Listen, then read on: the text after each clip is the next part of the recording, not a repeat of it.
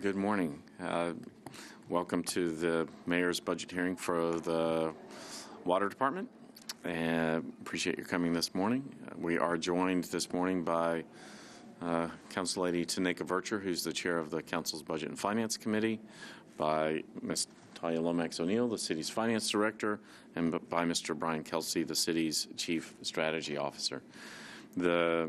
I would, before we get going, I'll just offer a couple of brief comments for the viewing audience.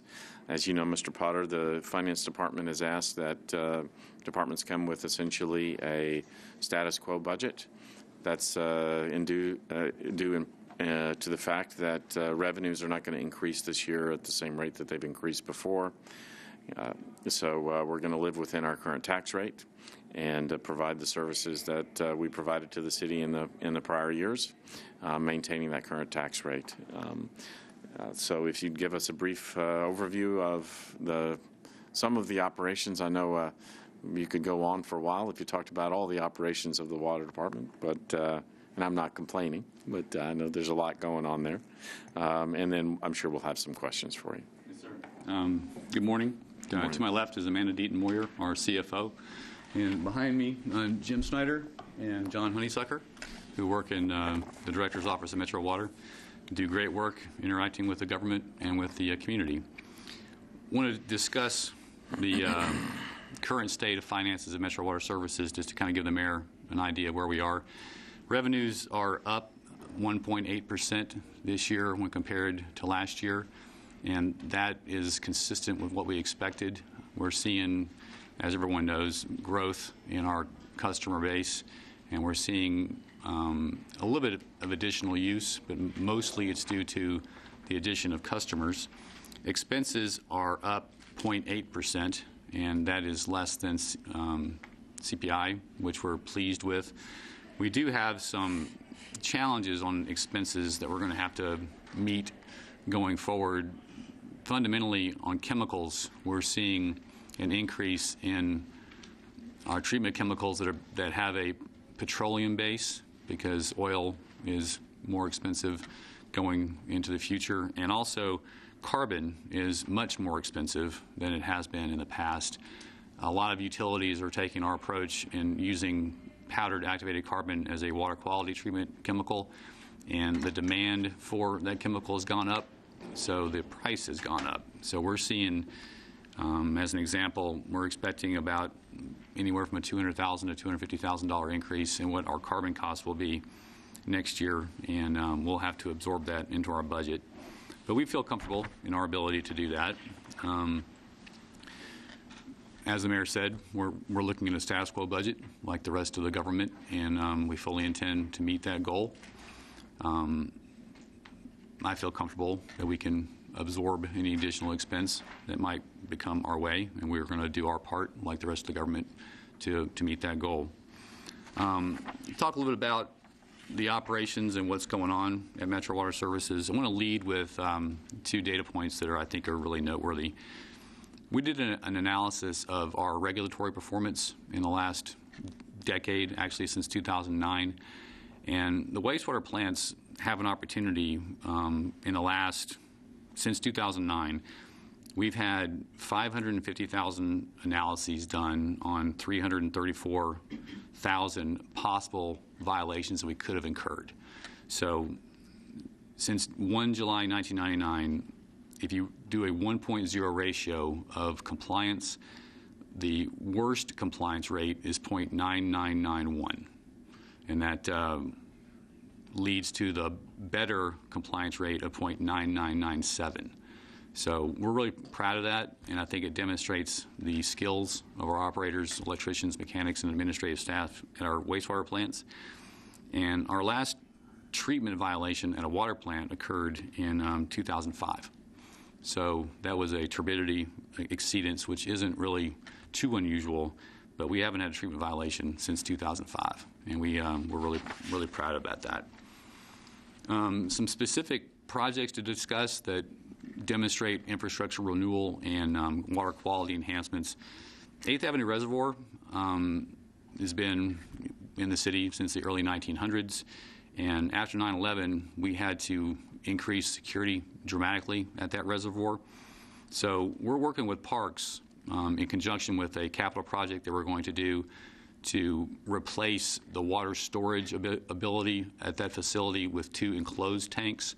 We're going to work with Parks to dramatically decrease our security perimeter around 8th Avenue Reservoir to return that land to the community. So we see that as a win-win in that we'll be able to improve water quality because the amount of water stored at the reservoir will go down, and we'll be able to make a bigger park out of Reservoir Park. We can return it to the community. We're also working at Alejandro plant to install complete electrical redundancy at that facility. At the K.R. Harrington Water Treatment Plant, we have the ability to go completely off the grid and operate for as long as necessary internal to the fence on power. We don't have that ability currently at Alejandro, but we're building a project that will allow us to do that.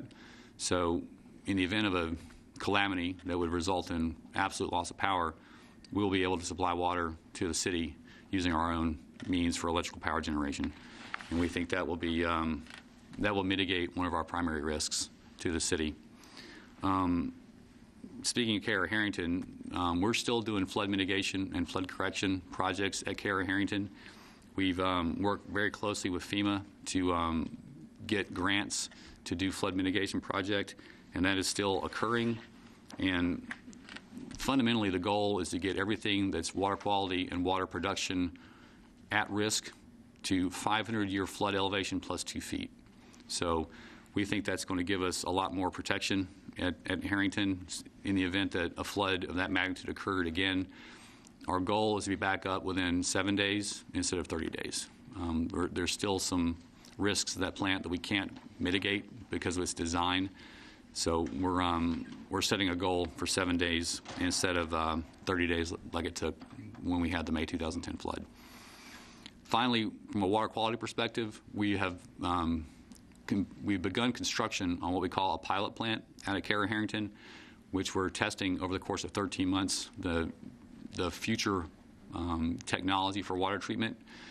The conventional treatment we use now, we think, is going to be adequate for the near future. But going into the next 10, 15, 25 years, we think there's going to be additional demands on treatment criteria from EPA. And we're in the process of building a plant that will give us a variety of ways to treat different treatment processes and see how they work best. And we're doing it 13 months because we need to be able to get data on the river's behavior from all 4 seasons because the water temperature changes dramatically over the course of 13 months, and the water quality parameters change dramatically over 13 months. So we'll be able to go to the market with really good data to support what kind of choices we may need to make in our next generation of water treatment. So we're really excited about that.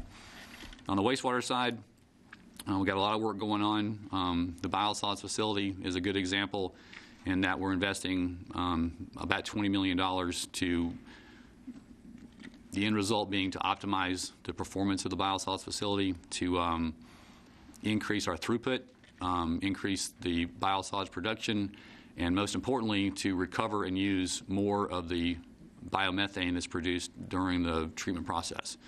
We've had really good success in reducing the amount of natural gas that we have to buy from our colleagues at Piedmont, but we were able to capture the gas that we produce and use it in the process, and also increase the quality of the biosolid produced.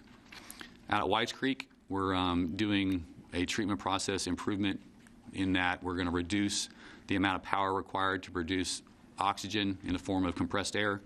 It's called fine bubble diffusion instead of coarse bubble diffusion, but essentially it reduces the amount of power required in the treatment process. And at a wastewater treatment plant, the #1 cost center is electrical power. So it's directly related to reducing expenses out there. At Dry Creek, we're in the process of transitioning from chlorine gas disinfection to ultraviolet light, which follows what we've already done at the 2 water treatment plants. And one of our wastewater treatment plants at Whites Creek, that's going to meet our eventual goal of transitioning to either sodium hypochlorite or ultraviolet light disinfection. So that I think that has great promise. Speaking of infrastructure in general and the distribution system, we just completed a transmission project along Donaldson Pike and Elm Hill Pike. We installed a 60-inch water transmission main and a 36-inch water transmission main. That cost $30.5 million, which was under budget. The bid price was $32.8. But the good news is, from a citizen's perspective, we have double redundancy coming out of KR Harrington going east. So if we have a dramatic failure of a transmission main in Harrington and the installed infrastructure, now we have the ability to supply our customers on the east side of our service area with redundancy. We're doing water main replacement work in 12th Avenue and 8th Avenue, and that is something that we need to do more of because that infrastructure is very old. I want to talk a little bit about stormwater and do a comparison of work accomplishment before the stormwater rate increase and after the stormwater rate increase. And the two best ways to quantify that is the amount of capital work done on large projects and the amount of capital work done on the smaller projects. So on the larger projects that commonly are referred to as A projects, we've increased the average amount spent per year from $5.6 million to $12.8 million. So we've more than doubled the work, and that's a direct result of the council's passing of the rate increase on the stormwater fee. But more importantly, we think, not necessarily more importantly, but I think this speaks more directly to a citizen. The C projects that are small capital, we've increased the number of projects done on an average from 140 to 273. And we've spent $3.1 million this year compared to an average of less than $1 million prior to the rate increase. So we've tripled the C projects. And from a council member's perspective, I think that more satisfies their needs in individual districts than the large capital projects. So with that, I've kind of briefed the mayor on what's going on with the water and sewer and stormwater, and we'll welcome any questions. Just a comment, I think, for the listening audience. Your department receives all of its money through fees, and through wastewater fees as well as stormwater, and so there's really not a general fund impact. That's correct. In terms of the budget for next year. And just a comment that I feel that you are always very conservative with your budget ask, and when received, you manage within those authorizations. Well, thank you for saying that. And I appreciate it. Yes, ma'am. I wanted to ask a question about strategic planning. This is something that kind of flies under the radar. It doesn't really have any major budgetary impacts, but I've had the privilege of getting to know one of your new plant managers over the past year a little bit, and getting some insight into the work you guys are doing on strategic planning and talent management. Could you just spend a few minutes talking about that? Maybe why you invest in it, and sort of what the status of that is? Certainly. And that traces back to the flood. We were in the process of beginning a strategic planning process and execution in 2009, and the flood transitioned our operations to more of a day-to-day and week-to-week and month-to-month focus until we had adequate recovery. When we felt like we were in a stable perspective, especially on the wastewater side, we began the process of essentially restarting an entire strategic plan. So we've done that, and we have what we think is a very good strategic plan. And we've also got, at this point, good execution in that we have, I think, over 28 teams of people that have been formed throughout the utility to execute elements within the strategic plan. And we've been very disciplined, I think, in using our budget as a strategic planning execution tool. We're not just looking at this from a day-to-day and a week-to-week operation. We're looking at a 5-year, 10-year, 25-year, and 100-year planning window.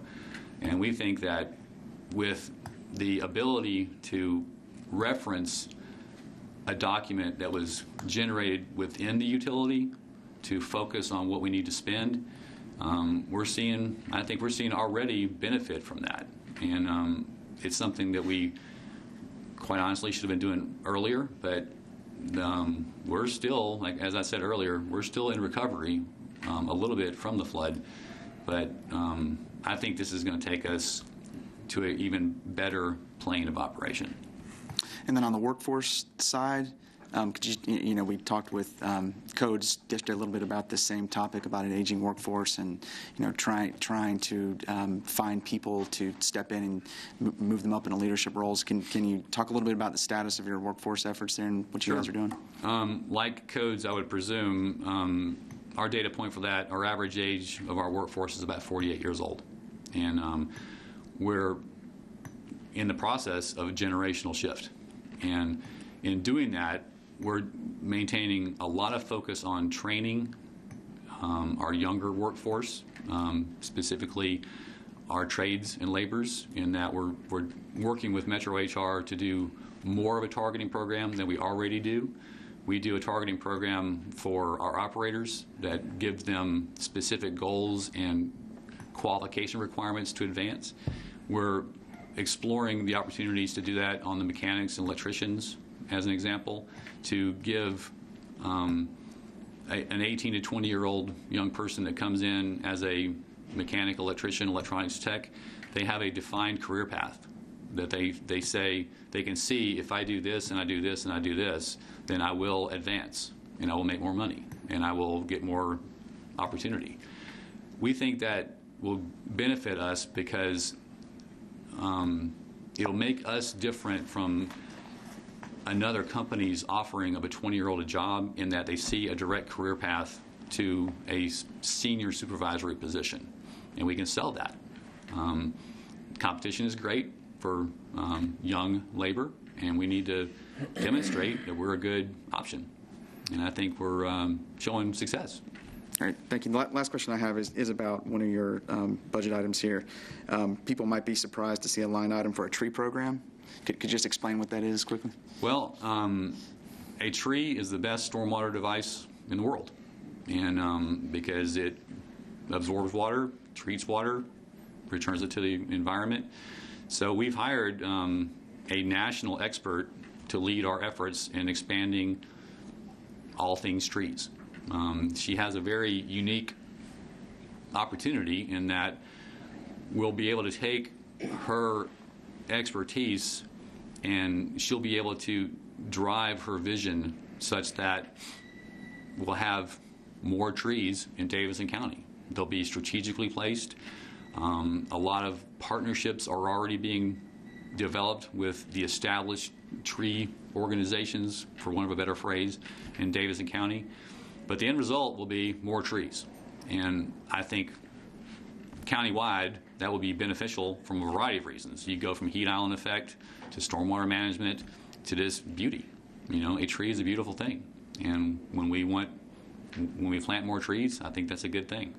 But even from a technical engineering side, more trees, better environment. Great, thank you. Well, thank you, Mr. Potter, for coming. The water department does a lot of great work behind the scenes, and I think most people just expect it all to happen and never really fully appreciate all the things that y'all are doing behind the scenes. But I do greatly appreciate it. I guess the two things that you've talked about today in that regard that I'm focused on are the energy reduction.